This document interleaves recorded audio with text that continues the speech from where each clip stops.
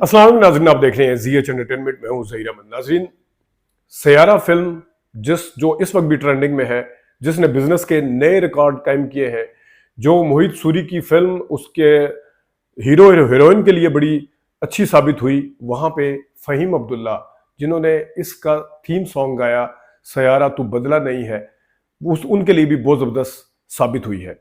बल्कि इस फिल्म के अगर हिट होने में 50% नहीं तो कुछ ना कुछ परसेंटेज जरूर निकलती है इस गाने की और इस लड़के की। लेकिन बहरहाल इसको चांस तो मोहित सूरी ने दिया। कैसे दिया वो भी आपको बताएंगे, लेकिन सबसे पहले मैं आपको बताऊं कि इस गाने के 6 दिन के अंदर अंदर इस गाने के साथ क्या क्या हुआ, गुज़िश्ता 6 दिन में इस गाने के साथ क्या क्या हुआ, किस किस गाने के साथ इसको जोड़ा गया। किशोर कुमार के पुराने कहा गया कि पुराना गाना है, उसके साथ उसकी नकल की गई है, कॉपी किया गया है। फिर जनाब साहब अमिताभ बच्चन की और जो फिल्म है उसके हवाले से भी जोड़ा गया। वो सारी वीडियो आपको दिखाएंगे जो इस वक्त ट्रेंडिंग में है, लेकिन उसके ओरिजिनल पीछे वीडियो कौन सी है वो भी आपको दिखाएंगे। नदीम की एक नदीम साहब की फिल्म थी, उसके साथ भी जोड़ने की कोशिश की गई है, वहां से लिया गया है गाना। वहीद माधव रानी की एक फिल्म थी, उसके साथ भी जोड़ने की कोशिश की, वहीद साहब के साथ भी, कि ये वहां से लिया गया है। किस किस के साथ, और रफी साहब को भी नहीं छोड़ा। तो ये जरा आपको बताते हैं, लेकिन उससे पहले आपको गाना तो जरा सुना दें। ओरिजिनल गाना है कौन सा? सयारा फिल्म का गाना फ़हीम अब्दुल्ला की आवाज में बड़ी हाई पिच के साथ गाया, जहां उनके लिरिक्स बहुत अच्छे हैं, जहां म्यूजिक बहुत अच्छा है, वहां खुद फ़हीम अब्दुल्ला का बहुत बड़ा कमाल है। देखिएगा सैयारा तू तो बदला नहीं है। नाजरीन, आपने देखा ये वो गाना है, लेकिन इसको किस तरह जोड़ने की कोशिश की गई और क्यों? सबसे पहले कहा गया पिछले 6 दिन के अंदर अंदर, इस पिछले 6 दिन में ये ट्रेंडिंग पे है। इस वजह से नहीं कि सयारा फिल्म का गाना है, वो पहले से ट्रेंडिंग पे है, पिछले 3 हफ्ते से। पिछले 1 हफ्ते से सिर्फ इस वजह से है कि ये गाना कॉपी किया गया। सिर्फ किशोर के साथ जो इस गाने को जोड़ने की कोशिश की गई है, या किसी और के साथ भी, लता साहबा, उस हवाले से मैं जरा आपको छोटा सा एक क्लिप दिखाता हूँ, मैंने खुद ही बनाया है। मैं सिर्फ आपको ये दिखाना चाह रहा हूँ कि 6 दिन, 5 दिन, 4 दिन, 3 दिन, 2 दिन, 19 घंटे, इसके व्यूज कितने आए, 2 नंबरी करके, ये जरा देखिएगा। गुज़िश्ता 6 दिन के अंदर सयारा के हवाले से जो वीडियो सामने आई है और जिसमें क्रेडिट दिया जा रहा है कि जनाब ये किशोर कुमार ने गाया इसको, उसके हवाले से हम आपको ज़रा थोड़ी सी एक झलक करवा देते हैं। 19 घंटे पहले एक आई किशोर की तस्वीर आपको नज़र आ रही है, इसमें 77,000 77 के व्यूज़ हैं इसके, 19 घंटे पहले आई है। ये किशोर के नाम से कि सयारा की ओरिजिनल टोन। नीचे आपको जो हीरोइन नज़र आ रही है, ये अमिताभ बच्चन की फिल्म थी, उसके हवाले से आपको डिटेल बता देंगे, जिसके ऊपर इन्होंने बताया कि सयारा का गाना यहाँ से लिया गया। इसको 2 दिन पहले अपलोड किया गया और 62,000 इसके व्यूज़ हैं। सयारा का तीसरे नंबर वाला फिर किसी और चैनल ने 6 दिन पहले बताया कि किशोर कुमार की इस उससे लिया गया है, तो इसके 39 मिलियन व्यूज़, 3.9 मिलियन व्यूज़ हैं। सयारा का फिर लता के हवाले से भी आया सामने कि ये 1 दिन पहले का है, 1.5 लाख इसके व्यूज़ हैं कि ये लता के गाने से लिया गया। सयारा का एक ये वो वाला सॉन्ग है जो मैं बता रहा था आपको, अमिताभ बच्चन वाला, ये फिर किसी एक चैनल ने नहीं चढ़ाया। ये अमिताभ बच्चन आपको टाइम है और साथ लड़की जो नज़र आ रही है, मंजिल फिल्म है ये, इसकी तफसील आपको बता देते हैं। ये भी फिर नीचे आ जाए, फिर किशोर कुमार सब नज़र आ रहे हैं, ये 2 दिन पहले का है, 2,05,000 इसके व्यूज़ हैं। फिर नीचे आ जाए सयारा 1980 का, ये 1.3 मिलियन 5 दिन पहले का है, ये किसी और चैनल ने चढ़ाया हुआ है।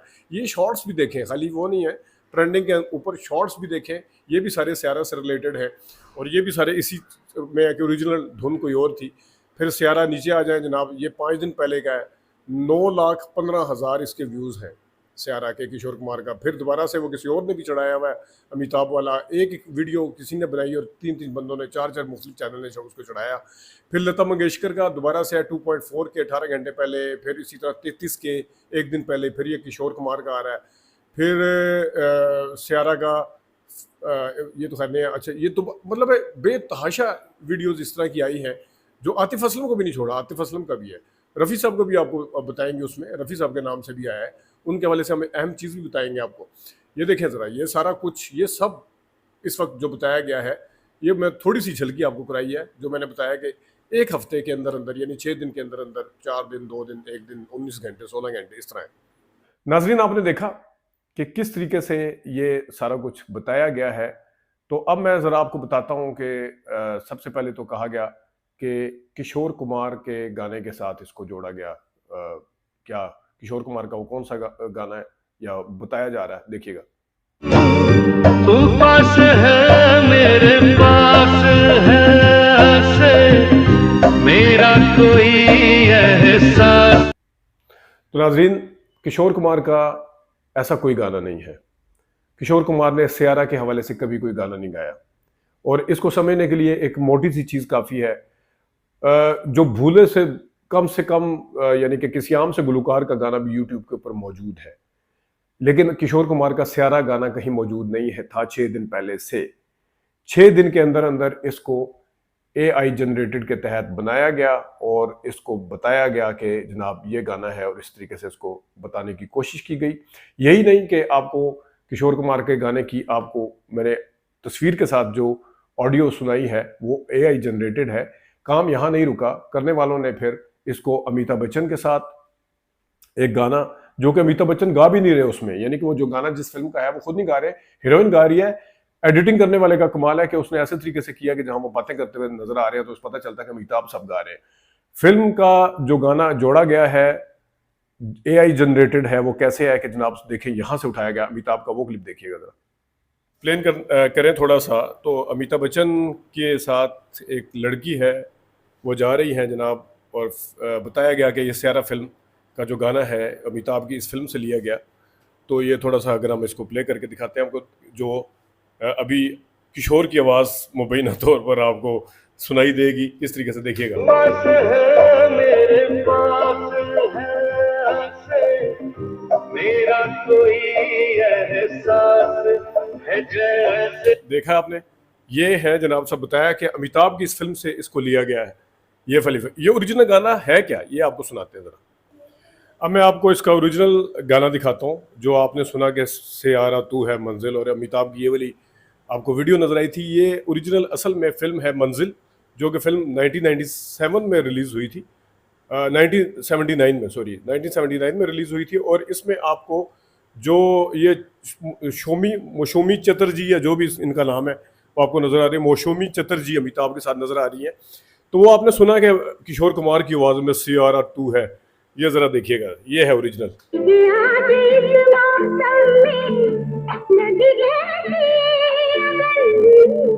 सुना नाजरीन आपने, ये गाना ओरिजिनल है। और इसमें आप देखें कि एक चीज मैं आपको दिखाऊं, इसके ऊपर पहला कमेंट आप देखें, पहला कमेंट क्या आया हुआ है। पहला कमेंट, गुज़िश्ता 6 दिन में सियारा मूवी का सॉन्ग सुन के कौन कौन आया है, आगे स्माइली दिया हुआ है इन्होंने, ये देखें, ये है ओरिजिनल। अब मैं आपको अगर दोबारा वो वाला गाना जो इन्होंने 2 नंबरी किया वो सुनाता हूँ। ये है जनाब वो, दोबारा आप सुने, जो 2 नंबरी की गई है।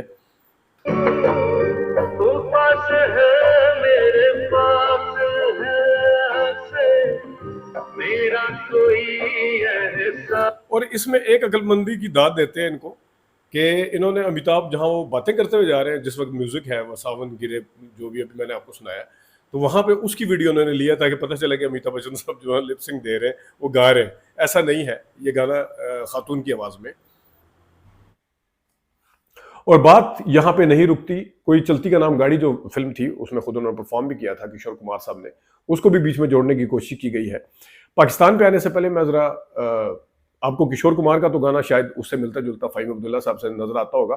AI जनरेटेड के तहत रफ़ी साहब के साथ भी उनको जोड़ने की कोशिश की गई। रफ़ी साहब को के साथ जोड़ने की कैसी कोशिश की गई है वो भी देखिएगा जरा। किशोर कुमार का तो आपने देखा, लेकिन ये देखें रफ़ी साहब को भी इन्होंने नहीं बख्शा, और रफ़ी साहब की भी सियारा के साथ रफ़ी साहब को भी फिट करने की कोशिश की गई है, लेकिन किशोर कुमार का शायद पिच और उस तरह से वो मिल गई। लेकिन ये देखिएगा जरा रफ़ी साहब को। तेरे पास है से मेरा कोई एहसास है जैसे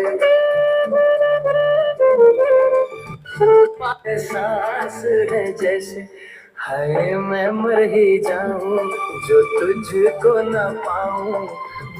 तो ये देख लें आप, किशोर कुमार का फिर पता चलता है कि शायद वो सही मिल गई है उनकी, लेकिन रफ़ी साहब के हवाले से AI जनरेटेड भी जो चीज़ है वो फेल हो गई। नाजरीन, ये रफ़ी साहब के साथ जब जोड़ने की कोशिश की गई है तो यहाँ पे AI जनरेटेड जो एक टेक्नोलॉजी है या जो एक नया ट्रेंड है जो भी आपके सामने आया है, ये भी फेल हो गया है, क्योंकि किशोर कुमार का फिर वहाँ पे आपको मैच करता हुआ नजर आता है रफ़ी साहब के हवाले से। ये मैच भी करता हुआ नजर नहीं आता अगर आप इसको पूरा सुने। पाकिस्तानी गानों के साथ कैसे इसको जोड़ने की कोशिश की गई, उस पर जाने से पहले मैं ज़रा आपको थोड़ी सी तफसील बता देता हूँ फ़हीम अब्दुल्ला साहब की। फ़हीम अब्दुल्ला जो है वो अपने दोस्त अरसलान निज़ामी के साथ रहते हैं श्रीनगर में, जो कि कश्मीर इंडिया के अंदर आता है।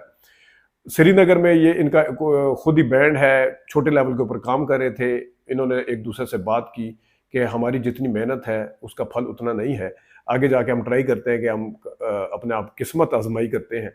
तो ये लोग निकल गए दोनों मुंबई में इनके पास रहने के लिए सिर्फ 15 दिन का खर्चा था।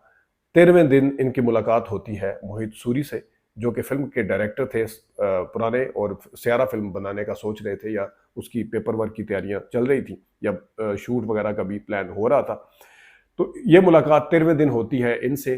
तो उन्हें ये लड़का पसंद आता है और उससे सयारा का ये थीम सॉन्ग, चूँकि अरसलान निज़ामी भी इसमें शामिल है तो इसके इरशाद कामिल साहब वो है, इनको एक चांस मिलता है।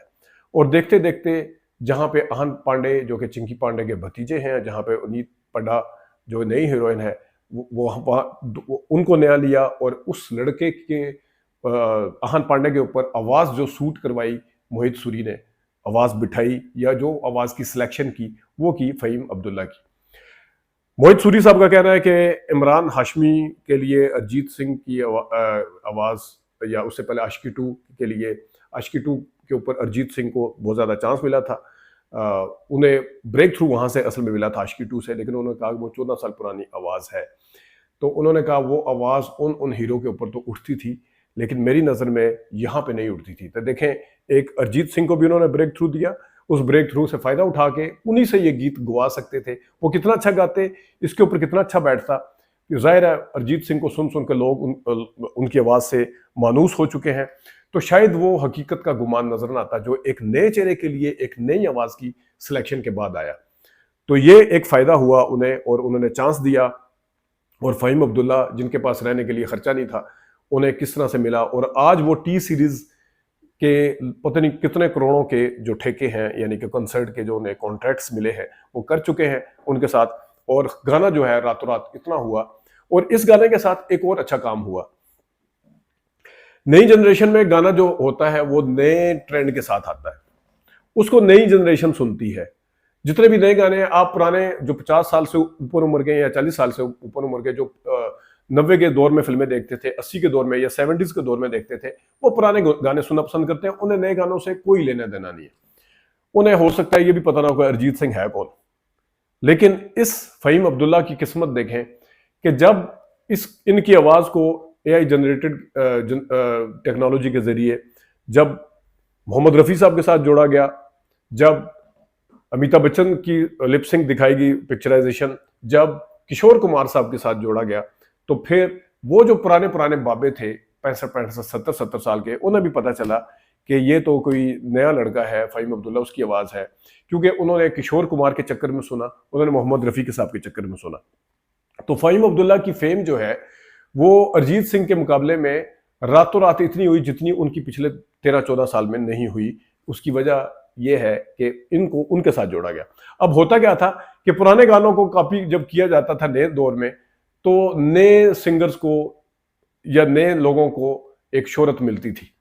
यहाँ पे नए गाने की शोहरत को कैश करते हुए पुराने जो भूले बिसरे हमारे है, तो वो लेजेंड है, लेकिन जिनको लोग इस टाइम इतना तज़किरा नहीं कर रहे थे। गाने तो किशोर दा के या मोहम्मद रफ़ी के कौन नहीं सुनता, या लता साहबा को कौन नहीं जानता तो हर कोई है। लेकिन इस वक्त दोबारा से वो ट्रेंडिंग में सिर्फ इस फ़हीम अब्दुल्ला की वजह से है। ये एक यूनिक चीज़ हुई है उसमें।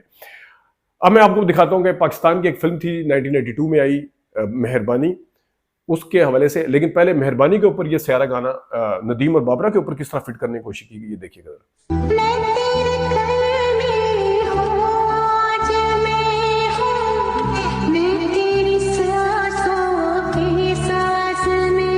नाजरीन आपने देखा। अब मैं आपको ओरिजिनल गाना बताता हूँ कि जिसके ऊपर ये फिट किया गया है। ओरिजिनल गाना है क्या। हमने आपको दिखाया कि इन्होंने बताया कि पाकिस्तान का ये गाना 1982 से लिया गया, स्यारा फिल्म का स्यारा का जो थीम सॉन्ग है वो इधर से लिया गया है। वहां पे भी वो वाला गाना फिट कर दिया गया जबरदस्ती। असल में असली गाना क्या है वो ये है।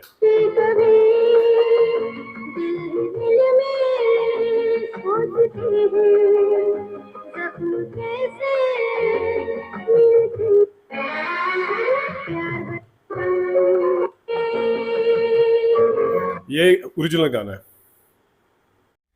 और यही बात खत्म नहीं होती। गानों के इस वक्त जितने ट्रेंडिंग में है स्यारा का गाना, यहाँ बात खत्म नहीं होती, बल्कि वहीद नवाज साहब और रानी साहिबा के ऊपर भी इसको जोड़ने की कैसे कोशिश की, और ओरिजिनल गाना भी दिखाते हैं। लेकिन पहले सुनिएगा स्यारा वाला।